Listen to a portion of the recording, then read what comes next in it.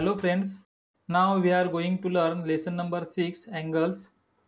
या प्रकरणातील problem set 27 आपण सोडवणार आहोत.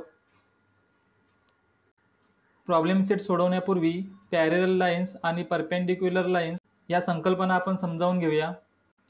In the figure, the segments do meet each other however much they are extended. Parallel lines do not intersect, that is, they do not cut each other no matter how far they are extended on either side.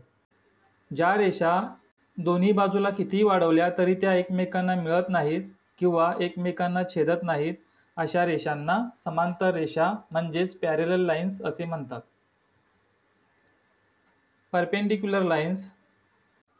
When two lines make an angle of 90 degrees with each other, they are said to be perpendicular to each other. जेव्हा दोन रेघा एकमेकांशी 90 अंश मापाचा कोन करतात तेव्हा त्या रेघा एकमेकींना लंब असतात. या ठिकाणी दोन रेघा आहेत, सेगमेंट BC आणि सेगमेंट PQ. या दोन रेघांमुळे इथे 90 अंशाचा कोन झालेला आहे. त्यामुळे या दोन्ही रेघा एकमेकींना परपेंडिक्युलर्स आहेत म्हणजेच लंब आहेत. आता आपण प्रॉब्लेम सेट 27 सोडवूया. त्यातील पहिला question, give two example of parallel line you can see in your environment. आपल्या परिसरामध्ये आढळणाऱ्या समांतर रेघांची दोन उदाहरणे आपल्याला सांगायची आहेत.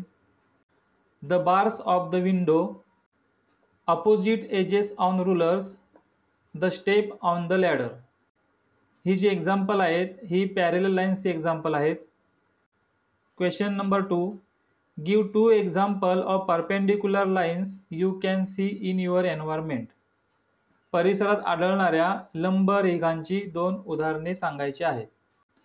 The legs of the table and its surface. टेबलचा पृष्ठभाग आणि त्या टेबलचे असलेले पाय यांच्यामध्ये 90 अंशाचा कोन असतो म्हणून त्या परपेंडिक्युलर लाईन्सचं एक्झाम्पल आहे.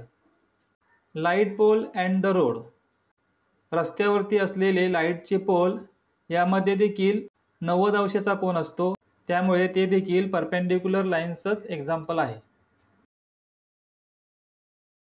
Question number 3, look at the picture given below. Decide whether the lines give in each picture are parallel or perpendicular to each other and write the answer in the box.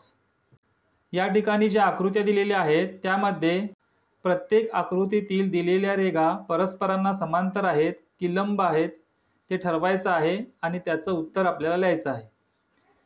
या पहिल्या ज्या दोन रेघा आहेत ह्या आपण कितीही वाढवल्या तरी त्या एकमेकांना छेदणार नाहीत, त्यामुळे या पॅरलल लाईन्स आहेत.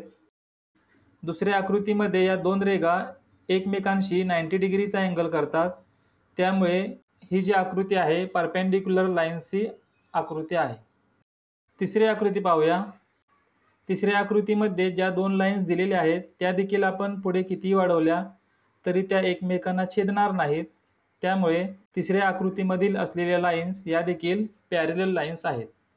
चौथ्या आकृतीमध्ये दिलेल्या दोन रेघा एकमेकांना छेदतात आणि छेदत असताना इथे 90 डिग्रीचा अँगल करतात, म्हणून चौथ्या आकृतीतील असलेल्या रेघा या परपेंडिक्युलर लाईन्स आहेत. अशा प्रकारे प्रॅक्टिस सेट 27 मधून आपण पॅरलल लाईन्स आणि परपेंडिक्युलर लाईन्स या संकल्पना समजावून घेतल्या. पुढील व्हिडिओच्या माध्यमातून आपण प्रॉब्लेम सेट 28 सोडवणार आहोत. धन्यवाद.